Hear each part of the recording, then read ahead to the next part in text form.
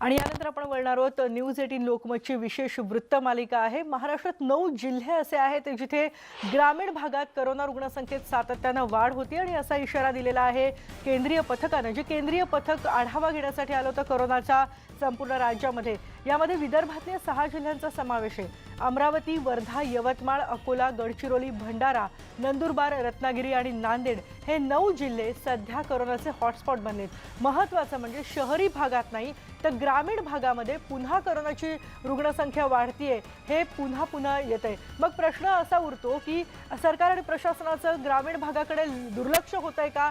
ग्रामीण भागातच कसं काय पुन्हा कोरोनाच्या रुग्णसंख्येत वाढ होतीये? केंद्रीय पथकानं वॉर्निंग दिलेली आहे, इशारा दिलेला आहे, सूचना केल्या आहेत की या ग्रामीण भागाकडे तुम्ही लक्ष ठेवा। हे 9 जिल्हे जे आहेत ते सध्या कोरोनाचे हॉटस्पॉट बनलेत। राज्याच्या अन्य जिल्ह्यांमध्ये एकीकडे कोरोनाचा प्रादुर्भाव कमी होतोय, आपण बघतोय पुणे मुंबईसारख्या शहरांमध्ये रुग्णसंख्या कमी होतीये, तर मग ग्रामीण भागातच रुग्णसंख्या का वाढतेय याचा विचार करा आणि पावलं उचला, असे आदेश मुख्यमंत्र्यांनी देखील दिले। National centre for disease control या संस्थेची टीम महाराष्ट्रात आली होती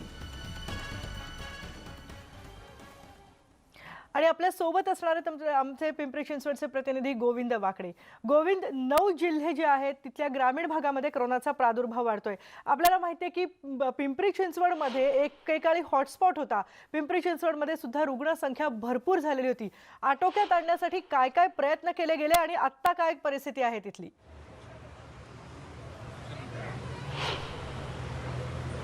केतकी, खरं तर आपल्याला माहिती आहे की पिंपरी चिंचवडमध्ये अगदी कोरोनाने थैमान घातलं होतं। 2500 पेक्षा अधिक नागरिकांचा मृत्यू कोरोनाने बळी घेतला। त्यानंतर खरं तर आत्ताची जी परिस्थिती आहे ती पूर्णतः नियंत्रणामध्ये आहे। पण एकूणच जर बघितलं तर या शहरामध्ये जे नियोजन होतं, प्रशासन असेल किंवा येथील सत्ताधारी असतील, विरोधकांच्या नजरेतून आपण बघणार आहोत की तुम्ही कसं बघताय आत्ताची जी परिस्थिती आहे ती आटोक्यामध्ये आहे का कोरोनाची, का प्रशासन अजूनही बेजबाबदार वागते? काय वाटतं? पिंपरी चिंचवड महानगरपालिकेच्या बाबतीमध्ये सांगायचं म्हटलं तर नागरीकरण मोठ्या प्रमाणात आहे। औद्योगिक या परिसरामध्ये असणारे कामगार मोठ्या प्रमाणात राहतात आणि त्यातनं सुद्धा पिंपरी चिंचवड महानगरपालिकेचं पाहिजे तसं त्या ठिकाणी कोरोनाच्या बाबतीमध्ये आज जर पाहिलं तर डेली अपडेट जर घ्यायचं म्हटलं तर 100-125च्या आसपास त्या ठिकाणी रोज हे रुग्ण आढळलेले असतात आणि त्यामुळं त्यातनं किती महानगरपालिकेचं प्रशासन आणि सत्ताधारी त्यातनं किती काम करतात त्याच्यावरती सुद्धा त्या ठिकाणी ते कमी पडले असं या ठिकाणी नागरिकाला वाटतंय। तर त्याच्यावरती या लोकांनी लक्ष ठेवणं गरजेचं आहे आणि प्रशासनावरती अंकुश राहिला पाहिजे। तो आता अंकुश राहिलेला नाही, त्यामुळे प्रशासन आणि असणारे सत्ताधारी त्यातनं त्या ठिकाणी हा सगळंच जोळ आहे, त्यातनं तो कुठेतरी सुधारण्याची गरज आहे। अर्थात तुम्ही जोळ म्हणताय, भ्रष्टाचार झाल्याचा आरोप मोठा करताय तुम्ही या काळामध्ये, नेमकं काय म्हणायचं आहे? प्रशासनाने दुर्लक्ष केलं? नाही, याच्यामध्ये एक तर कोविड सेंटरची जी काय उभारणी झाली त्या उभारणीच्या बाबतीमध्ये जर पाहिलं तर मोठ्या प्रमाणामध्ये भ्रष्टाचार झालेला आहे। माझी तर एक विनंती याच्यामध्ये माननीय आयुक्त असतील किंवा सत्ताधारी पक्षाची महापौर असतील त्यांना माझी विनंती आहे की खऱ्या अर्थानं ज्या पद्धतीनं काही कोविड सेंटरची बिलं अदा केली असं पेपरमध्ये आलं किंवा इलेक्ट्रॉनिक मीडियामध्ये आम्ही ऐकलेलं आहे, तर त्यातनं कुठंतरी त्या ठिकाणी परवा त्या स्थायी समितीच्या बैठकीमध्ये ती बिलं अदा केली असं समजण्यात आलं, परंतु आयुक्त साहेबांनी त्याच्यावरती खऱ्या अर्थानं अंकुश ठेवणं गरजेचं आहे। का तर त्याच्यामध्ये कोविड सेंटर ज्या पद्धतीनं भोसरी गावामध्ये रामस्फूर्ती मंगल कार्यालय आणि हिरा लॉन्समध्ये त्या ठिकाणी कोविड सेंटरची उभारणी केली, त्यातनं किती रुग्ण त्याच्यामध्ये येऊन गेले, त्यांना त्यातनं किती फायदा झाला, कोरोनामधनं त्या ठिकाणी किती व्यवस्थितपणे बाहेर पडले, याची जर समजा त्या ठिकाणी यादी दिली, अपडेट असेल, तर खऱ्या अर्थाने त्या ठिकाणी आम्ही म्हणू की ठीक आहे, बरोबर यांनी काम केलेले, चांगलं काम केलं। पण कोणी आलेलं नाही आणि जर 5 आणि 6 कोटी जर बिलं अदा करत असेल तर ते नागरिकांच्या करावरती त्यांनी दरोडा टाकला असं त्या ठिकाणी नागरिकांना वाटायला लागलं। केतकी, खरं तर मोठा आरोप आहे की कोरोनाची परिस्थिती नियंत्रणात असली तरीही प्रशासन आणि सत्ताधाऱ्यांनी इथे मोठा भ्रष्टाचार केला जो अपेक्षित नव्हता आणि त्यामुळे कोरोनातून नागरिक बाहेर निघाले, मात्र मोठ्या आर्थिक विवंचनेला नागरिकांना समोर जावं लागणार। आळंदीमधली आपण परिस्थिती जाणून घेऊया। खरं तर आळंदी तीर्थक्षेत्र आहे, तिथेही मोठं कोरोनाने थैमान घातलेलं। आता काय परिस्थिती आहे? प्रशासन तिथे योग्यरित्या नियोजन केलं गेलं होतं का? अजूनही तसं वाटतंय? तसं पाहिलं तर जिल्ह्याच्या ग्रामीण भागामध्ये कोरोना आटोक्यात आला असं काही म्हणता येणार नाही, कारण आपण पाहतो की रांजणगाव असेल, चाकण असेल, खूप मोठी औद्योगिक वसाहत आहे आणि प्रमुख तीर्थक्षेत्र मग तीर्थक्षेत्र आळंदी आहे, मग लेण्याद्री आहे, या गणपतीच्या ठिकाणी प्रशासनाचा आदेश धुडकावून तिथं आज काम चालू आहे. म्हणजे जिल्हाधिकाऱ्यांनी ज्या काही सूचना दिल्या त्या एकाही सूचनेचं पालन केलेलं एकही देवस्थान दिसत नाही. त्यामुळं तालुकाने आहे कोरोनाची जी संख्या आहे, म्हणजे आता काल आमच्या खेड तालुक्यामध्ये 13-14 पेशंट सापडले. असं जुन्नर असेल, शिरूर इथे असेल, अजूनही सापडतात. हो, आणि सापडतात. कॉन्टॅक्ट ट्रेसिंग जे आहे ते बंद झाली आहे. लोकांची चाचणी जी मोठ्या प्रमाणात केली जात होती ती होताना दिसत नाहीये. लोकांना जे सार्वजनिक ठिकाणी मास्क आणि अगदी अगदी आणि sanitizer हेच महत्त्वाचे मुद्दे आहेत की ग्रामीण भागात या नियमांचं पालन नीट केलं जात नाही का. गोविंद, धन्यवाद तिथली सगळी माहिती आमच्यापर्यंत पोहोचवल्याबद्दल. आणि आता यानंतर आपल्या सोबत असणार आहेत दोन विशेष पाहुणे. एक आपल्या सोबत आहेत ते म्हणजे डॉक्टर सुभाष साळुंखे, जे माजी आरोग्य सचिव आहेत, आणि औरंगाबाद महापालिकेचे आयुक्त आस्तिक कुमार पांडे हे देखील आपल्या सोबत असणार आहे. तुम्हा दोघांचंही स्वागत न्यूज 18 लोकमतच्या या विशेष वृत्तमालिकेत. मी सुरुवातीला जाणार आहे साळुंखे सरांकडे. साळुंखे सर, तुम्ही आरोग्य सचिव म्हणून काम पाहिलेलं आहे. संपूर्ण राज्याच्या आरोग्य व्यवस्थेचं तुम्हाला चांगलंच ती पूर्णपणे माहिती असेल. अगदी जवळून तुम्ही या सगळ्याबद्दल जाणलेलं असेल. आत्ताची जी परिस्थिती आहे ग्रामीण भागामध्ये, हा प्रादुर्भाव वाढण्याचं कारण काय आहे? कारण शहरी भागात तर हा प्रादुर्भाव कमी होतोय.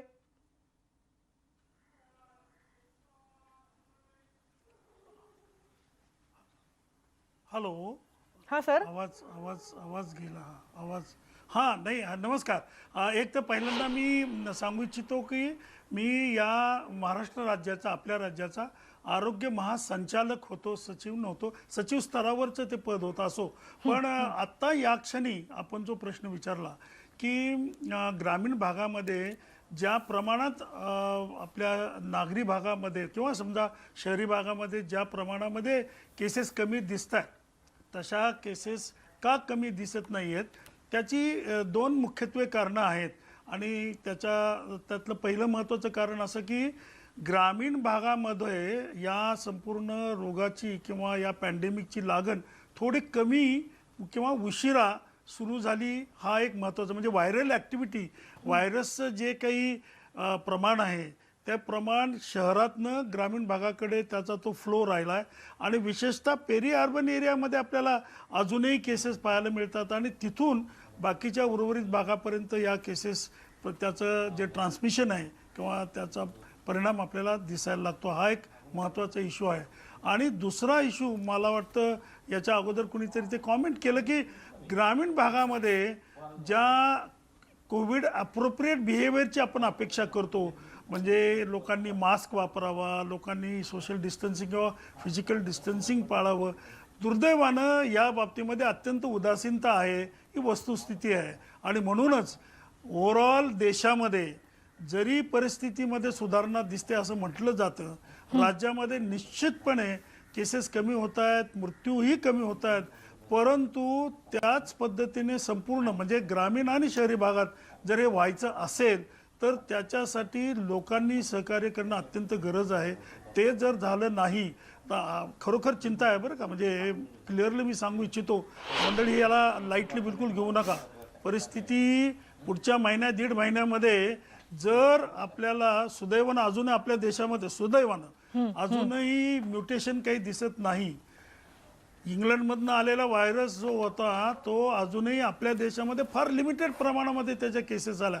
पण देशांतर्गतला जो व्हायरस आहे त्याच्यामध्ये बदल होणारच नाही याची खातरजमा कोणी देऊ शकत नाही. म्हणून कृपा करून आज ज्या पद्धतीने आपण या कोविड किंवा कोरोनाच्या व्हायरसला आपण ज्या लाईटली घेतोय किंवा सहजासहजी आता काय संपल्यासारखं घेतोय, हे चुकीचं आहे. आणि एक या विषयातला माहितगार माणूस म्हणून मी सांगू इच्छितो, ग्रामीण भागामध्ये आणि इव्हन शहरी भागामध्ये जी एक बेसिक काळजी आहे ती जर घेतली नाही तर पुढच्या येणाऱ्या दिवसामध्ये नक्की प्रॉब्लेम येऊ शकतात. अगदी साळुंखे सर, तुम्ही खूप महत्त्वाचे मुद्दे मांडताय. मला तुमच्याकडून आणखीही माहिती याबद्दल घ्यायची, विशेषतः ग्रामीण भागातली आरोग्य व्यवस्था याबद्दल बोलायचं आहे. पण आपल्यासोबत आता आस्तिक कुमार पांडे आहेत, औरंगाबाद महापालिकेचे आयुक्त. आपण त्यांच्याकडे देखील जाणार आहोत. पांडेजी, एक महत्त्वाचा प्रश्न. औरंगाबाद हॉटस्पॉट होतं. औरंगाबाद शहर त्यानंतर कमी जरी रुग्णसंख्या झालेली असली तरी ज्या बातम्या आमच्यापर्यंत पोहोचत आहेत तर खरोखरच गांभीर्यानं घेतलं जात नाहीये.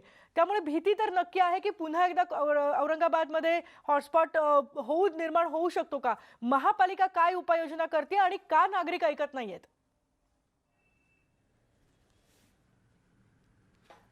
इनफॅक्ट औरंगाबाद एक वेळी कोरोनाचा हॉटस्पॉट होता, परंतु आता आपले औरंगाबाद शहरामध्ये कोरोना पूर्ण नियंत्रणात आहे आणि मास्क कोरोना अप्रोप्रिएट बिहेवियरबाबत औरंगाबाद महानगरपालिका नेहमी जनजागृती करत राहतात. आपले जे 79 टीम्स आहे ते शहरामध्ये फिरून जे लोक मास्क नाही वापरत आहे या कोरोना अप्रोप्रिएट बिहेवियर नाही करत आहे त्यांना फाईन आणि दंड नेहमी करत राहतात.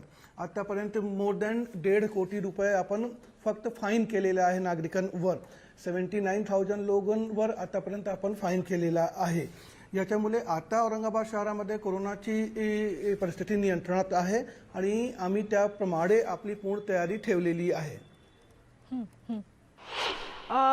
पांडेजी, आणखी ही माहिती घ्यायची आणि डॉक्टर सुभाष साळुंके हे देखील आपल्या सोबत असणार आहेत. आपल्याला ग्रामीण भागामध्ये का प्रादुर्भाव वाढतोय याची नेमकी कारणं जाणून घ्यायची आणि काय करता येईल याच्या उपाययोजना देखील जाणून घ्यायच्या आहेत. पण सध्या एक ब्रेक घेतोय. ब्रेकनंतर परत भेटूयात. पहा फक्त न्यूज 18 लोकमत.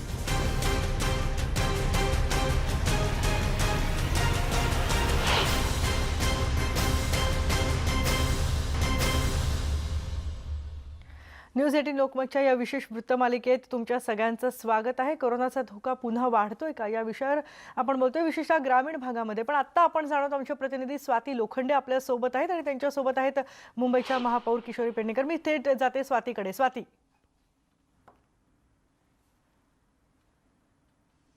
जर आपण मुंबईचा आढावा घेतला तर मुंबई साधारणतः जगातल्या अशा शहरांपैकी आहे की जिकडे लोकसंख्येची घनता खूप जास्त आहे. म्हणजे खूप कमी जागेमध्ये खूप जास्त लोक राहतात. धारावीमध्ये लोकसंख्येची घनता साधारणतः 2 लाखांच्या आसपास आहे आणि धारावी साधारणतः सगळ्यात जास्त जे रुग्णसंख्या आढळणं जे कुठे जर झालं असेल तर ते धारावीत झालं होतं.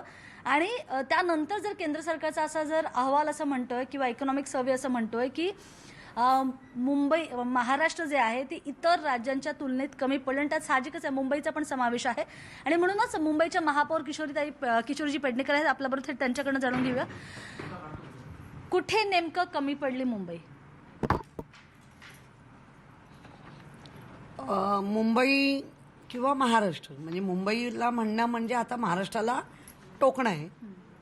तर मला असं वाटतंय की मुंबईनी 113 लोकांना बसवणं ते जास्त जिवारी लागलं आहे आणि त्याच्यामुळे हा जो काही सर्वे आहे म्हणजे मी एकंदर कोणाचा राग दुस्वास करण्यापेक्षा खरं बोललं पाहिजे, अगदी खरं बोललं पाहिजे.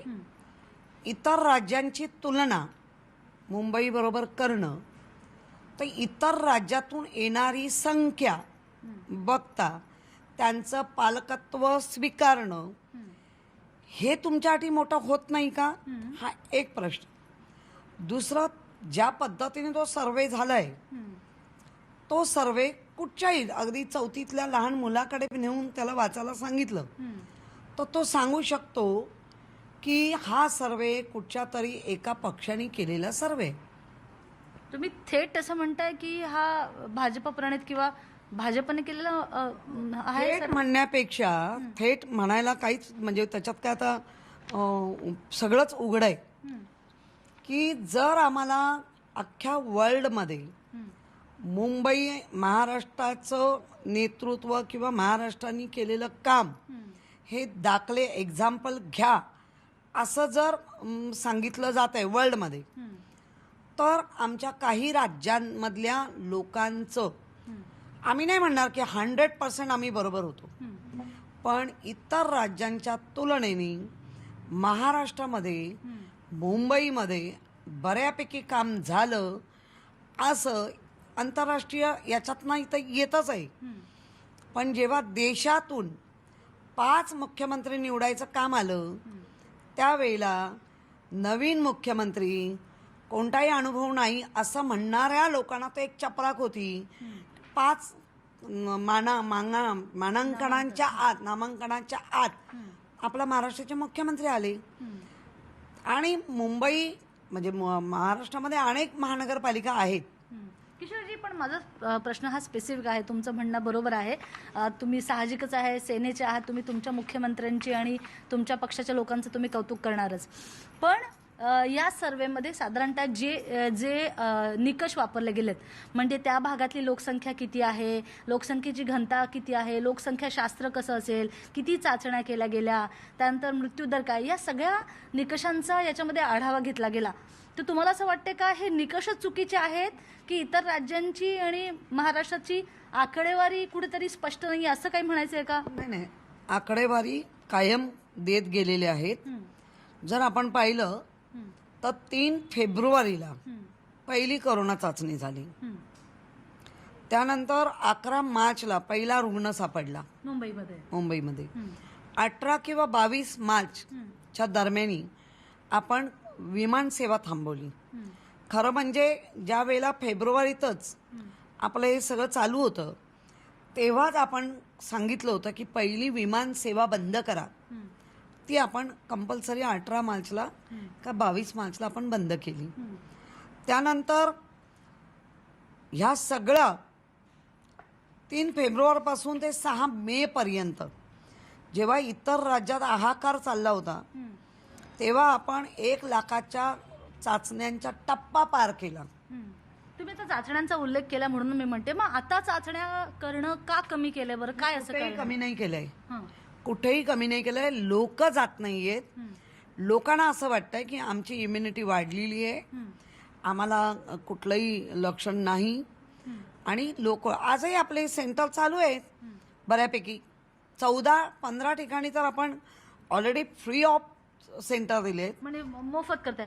किशोर, एक शेवटचा प्रश्न जो खूप महत्वाचा आहे, तो जो अगदी टू द पॉइंट मला उत्तर पाहिजे, की तुम्हाला वाटते का की हा सर्वे तुमच्यासाठी महत्वाचा नाहीये? नाही, आम्हाला वाटण्यापेक्षा आता जे सर्वे आल्यानंतर काही लोकांचं सोशल मीडियावर जे चाललंय ते स्वतःच ते निषेध, कारण मुंबईकर आहेत, मुंबईकरांनी जवळून पाहिलंय, महाराष्ट्रातल्या जनतेने जवळून पाहिलंय. जे लोक इथून UP बिहार बाकी ठिकाणी गेले तर त्यांचे आपल्याकडे हे आहेत सोशल मीडियावर की आम्ही महाराष्ट्राची बॉर्डर येईपर्यंत आम्ही सुखी होतो, आम्हाला पाणी मिळत होतं, आम्हाला जेवण मिळत होतं. ज्या ज्या बॉर्डरवर गेले त्यांना आतमध्येही घेतलं नाही, त्यांच्या नातेवाईकांना भेटायला घेतलं नाही, ते तडफडत होते, ते रडत होते. हे आपल्या सोशल मीडियावर आहे. तर या होत्या मुंबईच्या महापौर, ज्या साधारणतः महाराष्ट्रातली आणि मुंबईतली परिस्थिती इतर राज्यांच्या तुलनेत आपल्याला स्पष्ट करून सांगत होत्या की कशा पद्धतीनं स्थलांतरित मजुरांचा प्रश्न असो किंवा आणखी चाचण्यांचा प्रश्न असतो, ते सोडवताना मुंबई आणि महाराष्ट्र कुठे कमी नाही पडलं. त्यांच्या बोलण्याचा हाच रोख आहे. केतकी, अगदी स्वाती, धन्यवाद महापौरांचं म्हणणं आमच्यापर्यंत पोहोचवल्याबद्दल. खरं तर विषय खूप महत्त्वाचा आहे. डॉक्टर सुभाष साळुंखे आपल्या सोबत होते, त्यांच्याकडनं आणखी माहिती आपल्याला घ्यायची होती, आणि त्याचबरोबर आसिक कुमार पांडे हे देखील आपल्या सोबत होते. पण सध्या वेळेची आपल्याला कमतरता आहे. एक ब्रेक घेतोय आपण. तुम्हा सगळ्यांचे या वृत्तमालिकेत सहभागी झाल्याबद्दल मनापासून धन्यवाद. एक ब्रेक घेतोय आणि परत येतोय.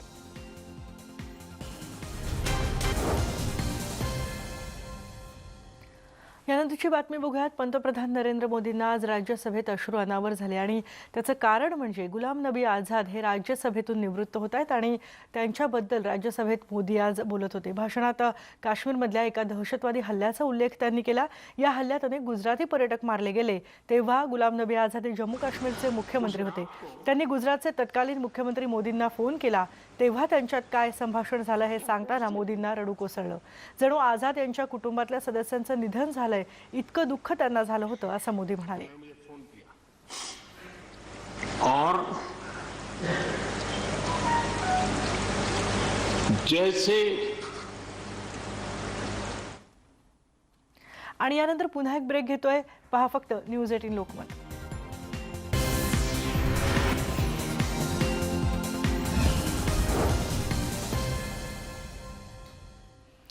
बलिदान आणि सेवा ही शीख धर्माची ओळख आहे आणि याच प्रतिमेला साजेसं काम दुबईमधल्या गुरुद्वारामध्ये सुरू आहे. गेल्या 2 दिवसांपासून या गुरुद्वारातल्या पार्किंग लॉटमध्ये लसीकरण मोहीम हाती घेण्यात आली आहे. UAEमध्ये चीनमध्ये बनलेली लस देण्यात येते, पण मेडिकल आणि फ्रंटलाईन वर्कर्सची संख्या खूप जास्त आहे, त्यामुळे लसीकरणाला वेळ लागतोय आणि त्यातच या देशात करोनाचे रुग्णही वाढत आहेत. ही परिस्थिती पाहिल्यावर तिथल्या शीख बांधवांनी तिथल्या सरकारशी संपर्क साधला आणि लसीकरण करण्याची परवानगी मागितली। विशेष म्हणजे ही मोहीम राबवताना लाभार्थी कोणत्या देशाचा आहे हे बघितलं जात नाही, तर धर्म पाहण्याचा प्रश्नच येत नाही। एरवी लंगरच्या माध्यमातून 24 तास भोजनाची सेवा देणाऱ्या या गुरुद्वारांनी आणखी एक आदर्श घालून दिलाय। आणि यानंतर आपण या बुलेटिनमध्ये इथेच थांबतोय, पण ताज्या घडामोडींसाठी पहा फक्त न्यूज 18 लोकमत।